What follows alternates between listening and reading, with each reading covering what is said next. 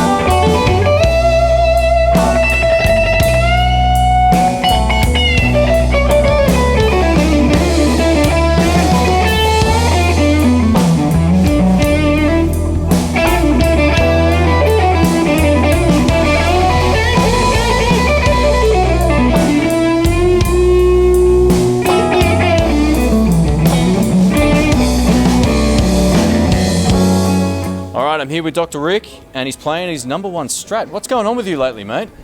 Look, I've got a bit of an issue with Fiesta Red and other things.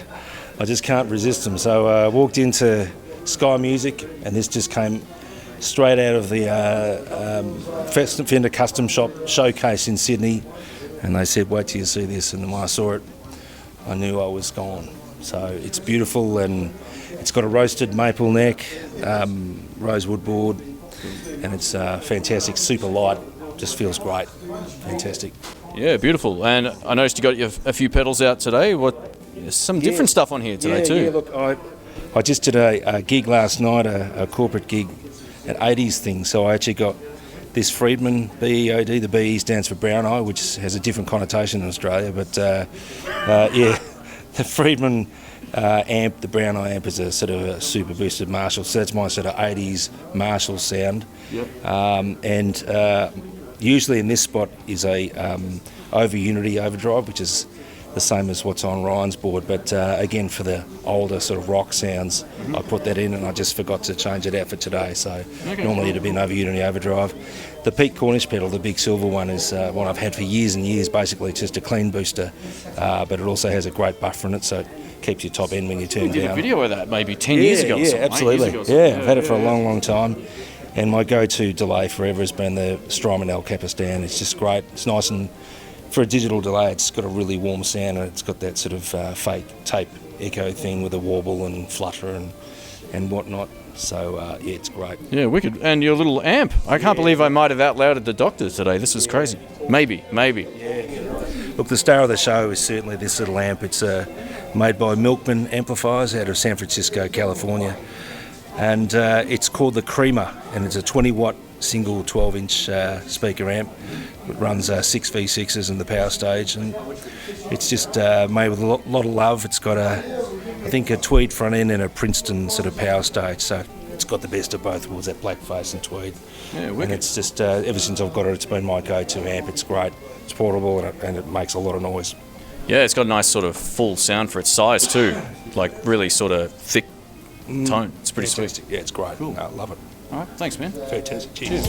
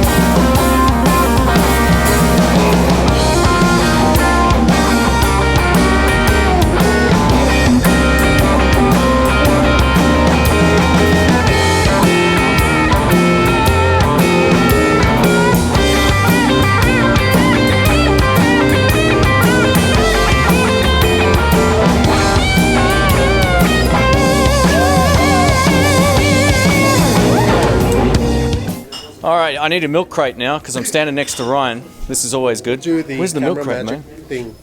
How's that? Yeah. That'd be about right. Anyway, most people will know Ryan from the channel. He's been on a whole lot of videos and just a real tasty player. And you got a killer guitar, mate. What is this? Yeah, it's a 1966 Gibson ES335 that I just got. Someone said this was a Samick. It's not a Samick. It's not. It's a Gibson. Oh. It's a 66 It's a Gibson. 66 Gibson made by Gibson. Nice. So as per all, this is beautiful, man. Like Thanks, man. I said to you that maybe last week, this might be my favourite tone of Yeah, yours. It is I love really it. good. I love it. And you're a man of many different types of toys when it comes to pedals and amps. What do you got on the floor here? I'm trying out 4 drives just to see which one I like the best. But so the Shanks is always on, the Miran Shanks. The Klon is sort of a clean boost. The Janray hasn't seen much action because of the Yumi over Unity. That's my number one. That's been on the whole night today. Cool. The Janray is there because if I use a Strat, I think it sounds better with a Strat. So yeah, Al Capistan and a Voodoo Vibe. Cool, man. Yeah, Beautiful. the And Hendrix thing. your amp of choice, I thought it was a Two-Rock when I saw it, but you're using a Marshall. Yeah, I'm using Marshall. The reason why I've got a Two-Rock is it's a great sounding cab. It's got an EV speaker, so it's 200 watts. This is a 1969 Marshall Super Lead, but it's been reboxed. The old head was falling apart, so I got a head custom built. So, but everything inside is so vintage tonight. My mission for you, Ryan, is to get a PV Bandit and an SX Telecaster, and you'll be done. $300 a tone. As long as it's You still make it sound good either way. I don't think so. Come home to me.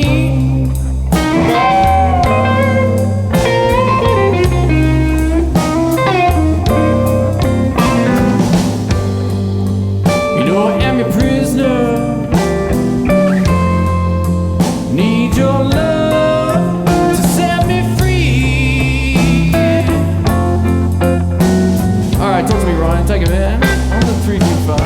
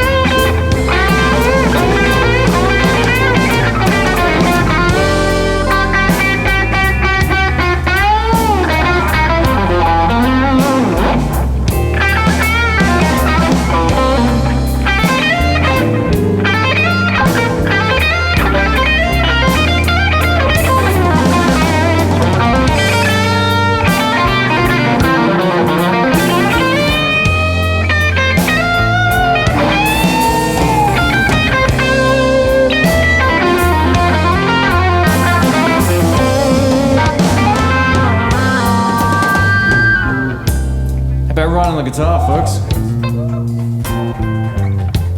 There's nowhere left to go.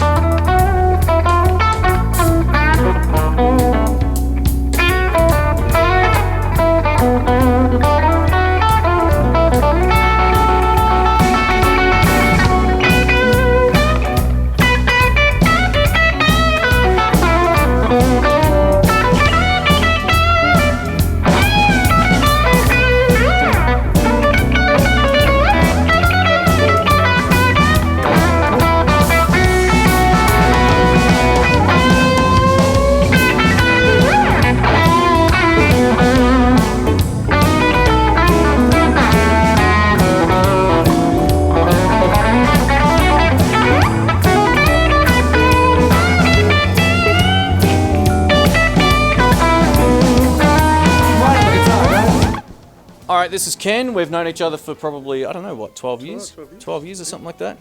He's from Melbourne, Australia, eh? Is it? Yeah, not almost. A bit north of that. Little, No. maybe a little north on the other side of it. Yeah, no. He's from Georgia in the USA, so he's been one of our favourite bass players in Melbourne now for playing blues and funk and all kinds of stuff. And you have more gear in bass than what I have in guitar. I'm It's like insane. Rick. I'm like you and Rick. I'm bad. If you can't have Bad tone, if you influences. can't have tone, buy it.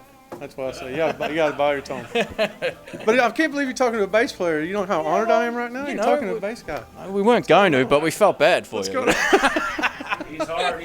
Oh man. This is mighty, man. What is this? So Mesa 15 Subway Series. So I've always looked for something that's a bit light, but it's got a lot of power.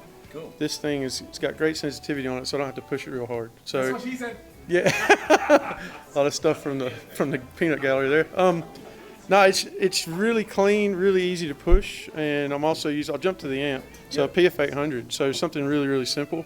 Plug it in and go. Is 800 the watts? Yeah, at 4 ohms. So Okay. I'm probably using around 375 maybe, but I'm not really pushing it. I don't have to get loud with you guys. And I noticed when I think this is light. Is that right? Is it a Very Neo? light. Yeah, it's a Neo speaker. Very light box. Carried around very, very easy. So I pair it with a 410 a lot of times as well. So get a good range out of it. So we had this going through the DI. So what I'll do, I'll just make it sound as terrible as possible. Please do. That's the way I roll. No, I'm only kidding. Hopefully it works out well. We haven't sound checked. So. Yeah, but it's real simple. So Yeah. really simple rig. Plug it in and go. And tell us about this guitar you got so here, the mate. bass. I got to talk about the bass for a minute. So this was Dr. Rick, as you guys know. So me and Rick kind of walked into a bass center as we do, and The enabler. we're absolute enabler. So we've gone looking at Sadowski's and a few different ones, and somebody's got either Rick or someone's grabbed this and put it down. It's the first time in my life I've ever picked up a bass and I went, "Oh no, I'm in trouble." Yeah, wow. I played one note. It's a 75 Fender P. It's all original. Well, let me take that back. The only thing that isn't original, it's got quarter pounders which came in it, and just the pots are changed, but everything else got a nice bird's eye maple neck on it. Yeah, very nice. very clean. But yeah, this thing, it plays itself. Literally, I was going to sit out a set and see if it started playing. So this thing's that's what really, you want. really great. Yeah, very really, cool, really, man. really great. So thanks for Rick being an Hey. enabler. No Thanks for worries. having me. Thanks for doing this, man. I Yeah. appreciate it. Cool. All right, cheers.